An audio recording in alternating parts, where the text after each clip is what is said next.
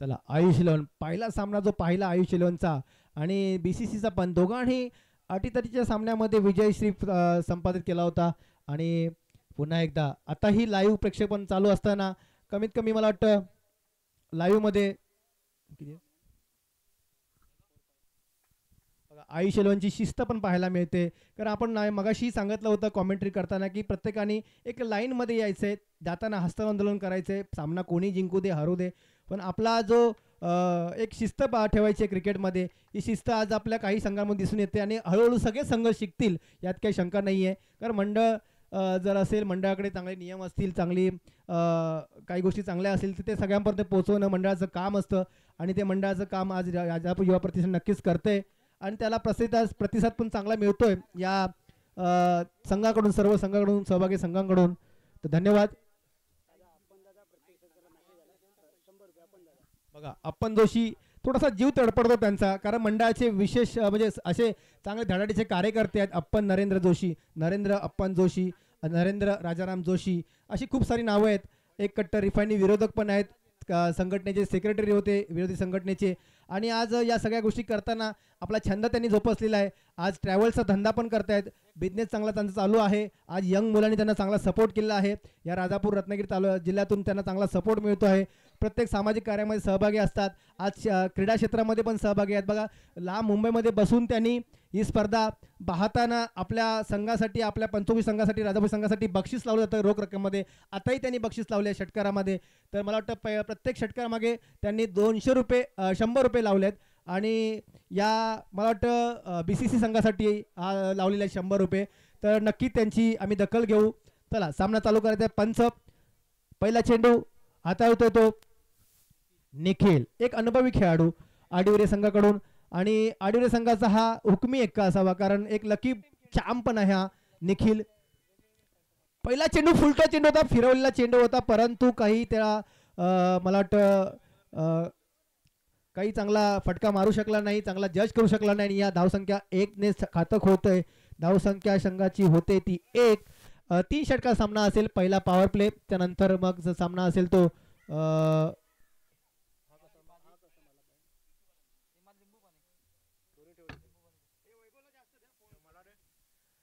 तुषार धन्यवाद थंडाला मंडाला थंडा पाजल्याबद्दल. हा बघा जबरदस्त चेंडू होता. मला वाटतं बाउन्स काही बाईज आहे का, पंच बाईज आहे की बॅट कट? अच्छा ओके, थोडंसं अडथळा आला होता आपल्याला. आणि बॅट कटने धावसंख्या 2 चेंडू होते. काय बाउन्सर मारला होता बघा. तुषारच्या डोक्यावरून चेंडू गेला होता. तुषारही तेवढा हुकमी एक्का आहे, थोडासा नवोदित खेळाडू आहे. 2-4 वर्षामध्ये त्याने आपलं नाव चांगलं कमवलं आहे. पंचक्रोशीमध्ये, राजापूर तालुक्यामध्ये, मुंबईमध्ये, कोलकात्याला जाऊन पण त्याने नाव कमवलं. असा हा तुषार बाने एक अंडरमचा पण एक्का आहे. बघा चांगला चेंडू टाकला होता. थोडंसं आजच्या या टुर्नामेंटमध्ये तुषार थोडंसं चाचपटत खेळतोय, कारण तुषारला चाचपटत खेळताना मी पहिल्यांदा पाहतोय. परंतु तुषार नक्की त्याच्यातून काहीतरी मार्ग काढेल, काहीतरी चांगला गेम करेल आपल्या संघासाठी. कारण तुषार चालला तर संघ चालतो, कारण त्याच्याकडे सगळे फटके आहेत, सगळा गेम आहे अवलंबून त्याच्यावरती. चला निखिल पुन्हा एकदा तुषारसाठी. आणि बघा काय षटका मारलाय तो, बघूया धावा नेतात त्यांनी. मला वाटतं हा पंचाने आपला निर्णय सांगायचा आहे.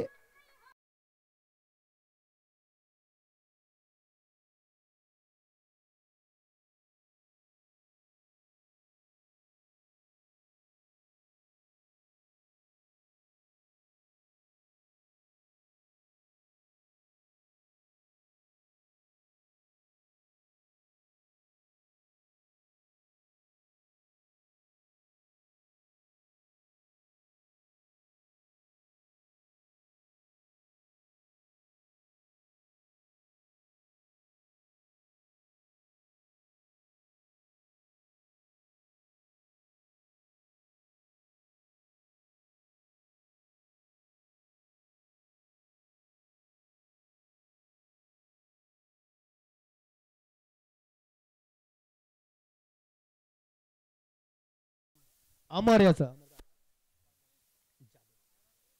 जाधव याचं खरोखर चांगलं क्षेत्ररक्षण म्हणावं लागेल. मगाच्या सामन्यामध्ये पण 4. अच्छा बॅट्समन आले प्रथमेश, न्यू बॅटर आहेत प्रथमेश. भव्य प्रसंगासाठी निखिल पुन्हा शॉट चेंडू टाकला होता आणि मला वाटतं हाही झेल होऊ शकतो आणि झेल बाद.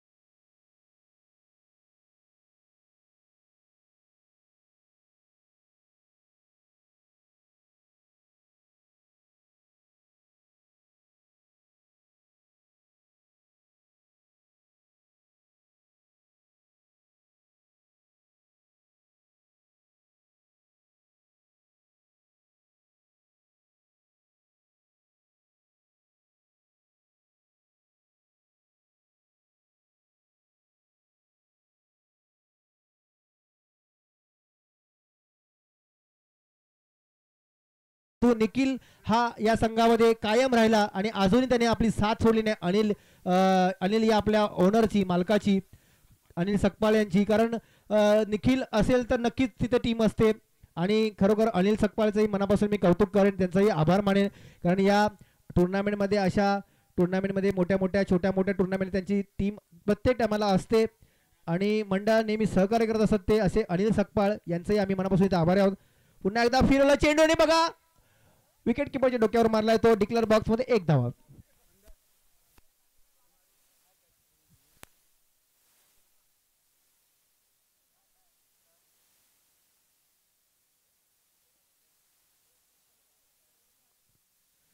चला बंड्या थोडासा आपल्या फ्लो मध्ये येताना, त्याच्याकडे पण एक दमखम आहे, मोठे मोठे फटके मारायची त्याची ताकद आहे आणि चांगला गोलंदाज पण चांगली गोलंदाजी करतोय. नाव बघा, निर्धाव चेंडू. हा निर्धाव चेंडू का गेला असावा याचं मला नक्कीच कारण दिसतंय, कारण क्लोज किपिंग चालली आहे. बघा जो यष्टीरक्षक आहे तो किती जवळ उभा आहे, त्याच्यामुळे थोडंसं बॅटिंगचा फ्लो करता येत नाहीये, बॅट उचलून जोरात फिरवता येत नाही, कारण पुढे गेलो तर यष्टीचित होता येईल. आणि या भीतीने सूरज थोडंसं जागा धरून ठेवून आपला फलंदाजी करतोय पुन्हा एकदा. आणि हा लांब मारला चेंडू, पाहूया झेल होऊ शकतो का तो. आणि मला वाटतं हा झेल बाद. बॅटमध्ये थोडीशी ताकद नव्हती, शॉटमध्ये ताकद नव्हती, त्याचा फायदा घेतलाय तो बॉलरने आणि धावबा झेलबाद झालाय तो तू सूरज.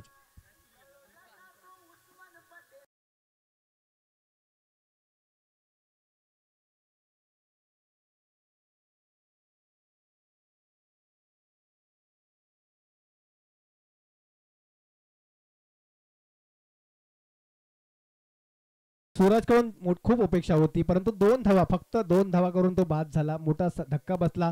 जर बीसीसीआय संघाला जर आपण बोलायचं झालं तर पुन्हा एकदा बघा कट लागला चेंडूवर, मला वाटतं हे बाद धावबाद होऊ शकला असता. आणि हर्षल रनिंग द बिटिंग जबरदस्त असल्यामुळे थोडासा धावबाद होताना वाचलाय, परंतु तो थोडासा गचाळ झाला. चांगली क्षेत्ररक्षण केलं होतं पण थोडासा गचाळ झाला. या भार्गवराम क्रिकेट क्लबच्या संघाबद्दल बोलायचं झालं तर फक्त हा संघ, जो संघ आहे हा फक्त एका वाडीचा संघ आहे. या वाडीच्या पूर्ण संघामध्ये फक्त वाडीचीच मुलं खेळली जात आहेत आणि ही वाडीची मुले बघा एवढ्या मोठ्या प्लॅटफॉर्मवर फक्त वाडी संघ घेऊन, त्याबद्दल त्यांचा विशेष कौतुक. आणि हा लांब मारलेला चेंडू पाहूया की निघतात, मला वाटतं खणखणी षटकार.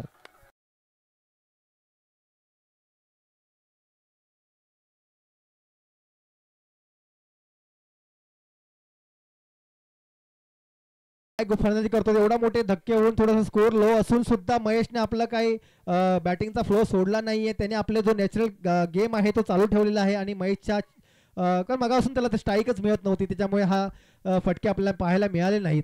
आणि महेशने दाखवून दिलं की भले संघाला एका बाजूने गळती लागली असली तरी पण तो मी काही कमी नाहीये, मी आपली कामगिरी पार पाडणार म्हणजे पाडणारच. आणि त्याने ते करून दाखवलंय, एक खणखणी षटकार मारून. धावसंख्या झाली ती 11.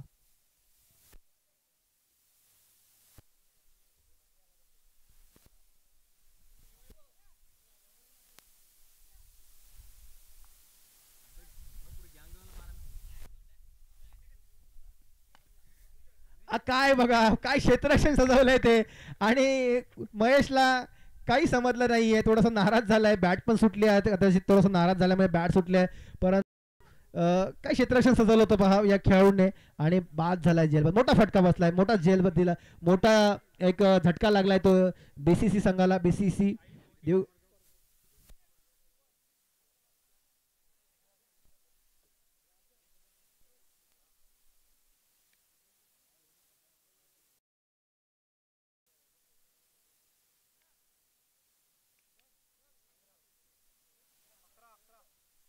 मंडळाच्या सर्व कार्यकर्त्यांना विनंती आहे की त्यांनी बॉन्डेचा ताबा घ्यायचा आहे. खास करून तुषार सरपरे या मंडळाचे एक आधारस्तंभ आहेत, त्यांना विनंती करतो की त्यांनी बॉन्ड्रीला ताबा घ्यायचा आहे, कारण त्यांच्याकडे ती कॅपॅसिटी आहे पूर्ण मंडळ किंवा पूर्ण ग्राउंड हँडल करायचं. तर त्यांना मी विनंती करतो की नुसते हात हलवायचं नाहीये, थोडंसं मंडळाचा ताबा तुमच्याकडे आहेत ऑलरेडी, परंतु याही गोष्टी करायच्या आहेत मैदानाचा. आणि मला वाटतं हा झेल, काय गोलंदाजी म्हणायला लागेल, काय क्षेत्ररक्षण सजवलंय बघा या आडिवरे संघाने. आणि डीजे वाले जरा डीजे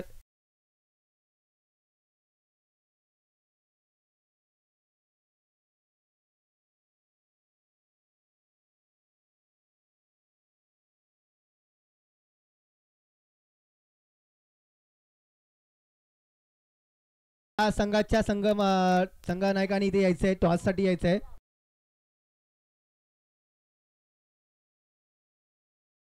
अनुभवी खेळाडू कमलाकर बाने, नाम तो सुनाई होगा. खरंच या खेळाडूचा बोलबाला राहिला कित्येक वर्ष, गेली 20-25 वर्षाचा खेळ बोलबाला राहिला. आणि डिक्लेअर बॉक्समध्ये एक धाव. एक धाव संख्या होते ती 12, फक्त 12. शेवटचं षटक आहे, तिसरं षटक आहे आणि धावसंख्या झाली ती 12. कमीत कमी 30 धावा झाल्या पाहिजेत. या 30 धावाने खरंच दोन्ही संघांमध्ये चांगली लढत होईल. 20+ झाले तरी चांगली लढत होईल, कारण दोघांकडे चांगले बॉलर आहेत, चांगले गोलंदाज आहेत. आणि हा बघा फटका सजवलाय, मगाशी असाच फटका मारला होता.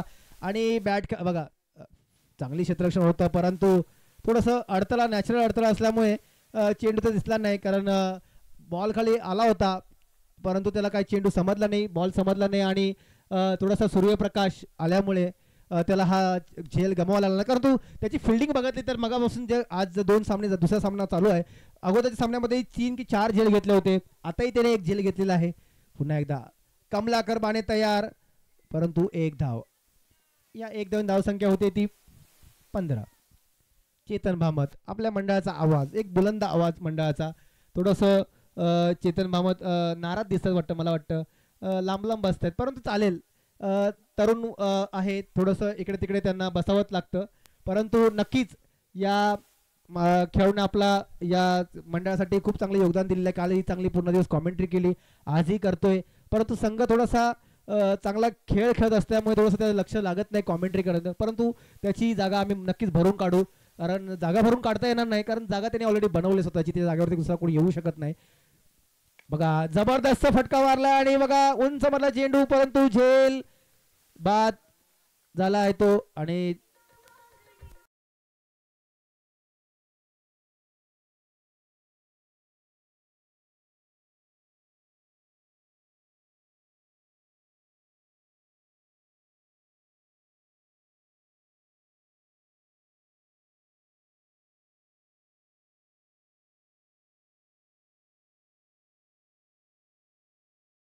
चेंडूवरती किती धावा निघतात पाहूया, कारण हा मोठा फटका येणं गरजेचं आहे, तरच मॅच मध्ये रंगत येईल, थोडी पकड बसेल.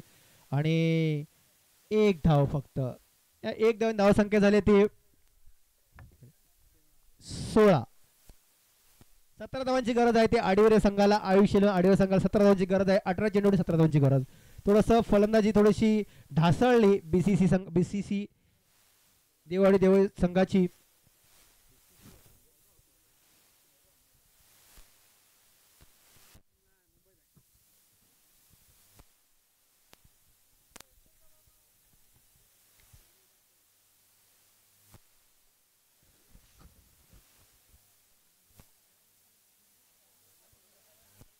सूरज धालवाकर यांनी ते यायचं आहे, त्यांचा मंडळाचा सत्कार करण्यात आहे. चला, शिस्त मंडळाने आपली शिस्त लावून दिली आहे, त्या सर्व संघाने शिस्त पाळायची आहे. पंचांनी चांगली भूमिका केली आहे. मग अशी एक थोडासा काही एक थोडीशी घटना झाली आणि त्या घटनामध्ये थोडंसं माझं मनस्थिती थोडीशी बदलली आणि त्याच्यामध्ये माझ्याकडून मंडळातील काही लोकांना किंवा काही माझ्या सभासदांना, माझ्या भावांना थोडंसं मिसगाईड झालं माझ्याकडून. तर त्याबद्दल मी खास करून मंगेश तरळ आणि रवी पळसमकर, तुषार सरपरे यांची मी मनापासून माफी मागतो. कारण या भावाने तर मला आज इथपर्यंत पोहोचवलं आहे, या जागेवरती आणून ठेवलं आहे. तर माझ्याकडून काही चुकीचं शब्द गेले असतील किंवा काही माझ्याकडून चुकीचं वर्तन झालं असेल तर मी तुमची मनापासून माफी मागतो. आणि या सर्व मंडळाची सर्वांची पुन्हा एकदा माफी मागून या सामन्याकडे वळतोय. तर मोठ्या मनाने माझी जर काही चूक झाली असेल तर मान्य करून घ्यावी अशी मी अपेक्षा करतो त्यांच्याकडून. आणि हा सामना चालू करायचा आहे परत पंचांनी. कारण कसं आहे, जर चुकी झाली तर झाली असेल किंवा नसेल तर त्यांनी ती स्वीकारायची आहे. कारण काही स्वभाव असा असतो की माणसाचा, माझा स्वभाव प्रत्येकाला माहीत आहे, परंतु होतं कधी कधी अशा गोष्टी. तर या लाईव्ह कॉमेंट्रीमध्ये मी तुम्हाला पुन्हा एकदा तुमची सर्वांची माफी मागतो. आणि 17 धावांचं मला वाटतं आव्हान आहे 18 चेंडूमध्ये. तर चला, मॅच चालू करायची आहे पंचांनी. यापुढे होणारा सामना आहे तो Ravalnath sports club Tiware versus Pendkale 11.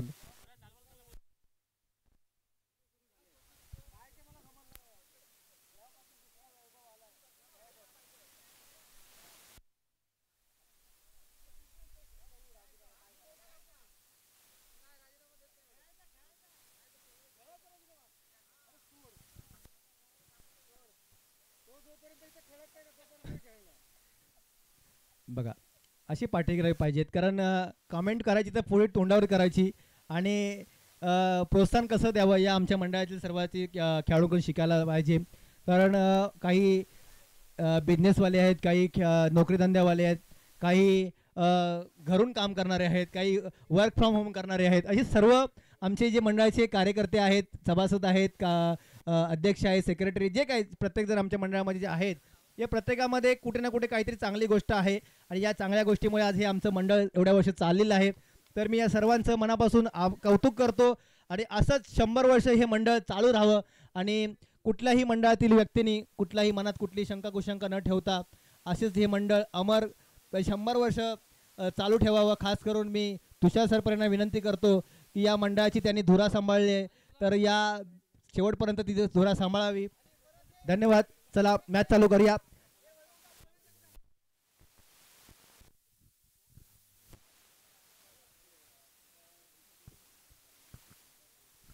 आणि मनोहर भिंगे बघा, स्माईल बघा मनोहर भिंगेंची, कारण मनोहर भिंगे आणि मंगेश तरळ या व्यक्तींमुळे आज हे मंडळ चाललेलं आहे.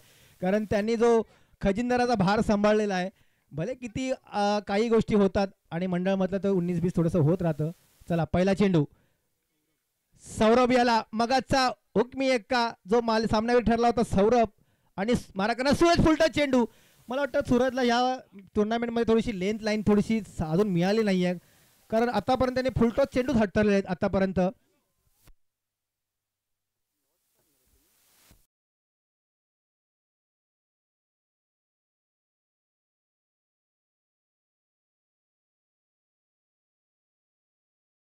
थोडस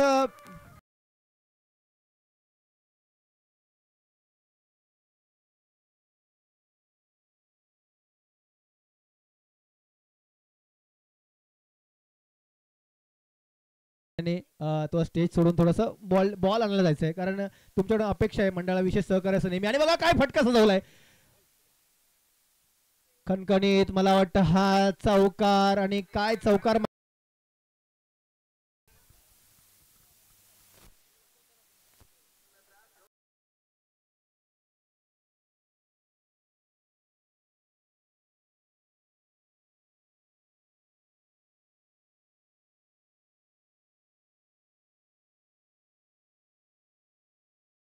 आपल्या इंडिया टीमचा एक सौरभ गांगुली आणि या आडिवरे संघाचा एक सौरभ गावकर. बघा दोन्ही आक्रमक फलंदाज, एक डावकुरा फलंदाज, एक तो राईट हँड फलंदाज आहे हा गौरव.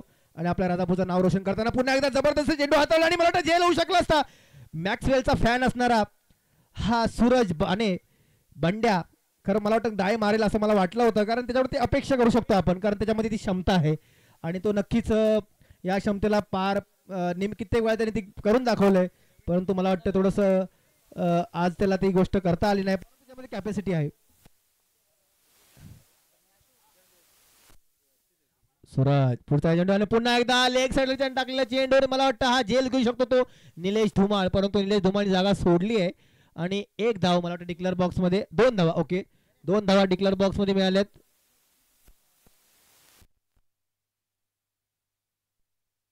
निलेश धुमाळ कुठे असेल त्यांनी ते बॉल आणून द्यायचा आहे.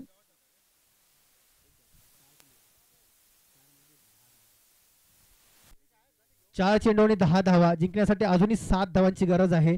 म्हणजे 14 चेंडू मध्ये 10 धावांची गरज आहे. सॉरी 7 धावांची गरज आहे. 14 चेंडू आणि 7 धावांची गरज.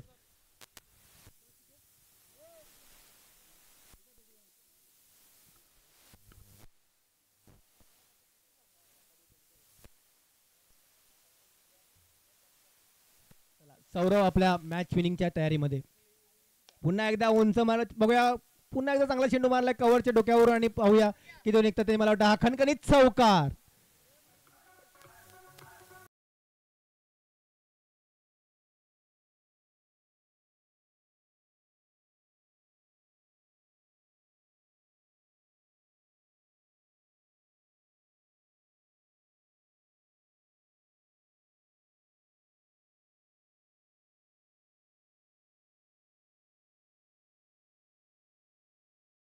करतोय ती मॅच विनिंग बॅटिंग करतोय तो सौरभ गावकर. एका ओव्हरमध्ये 14 धावा कुठल्या आहेत आणि जिंकण्यासाठी फक्त 3 धावांची गरज असताना 5 चेंडूमध्ये 14 धावा.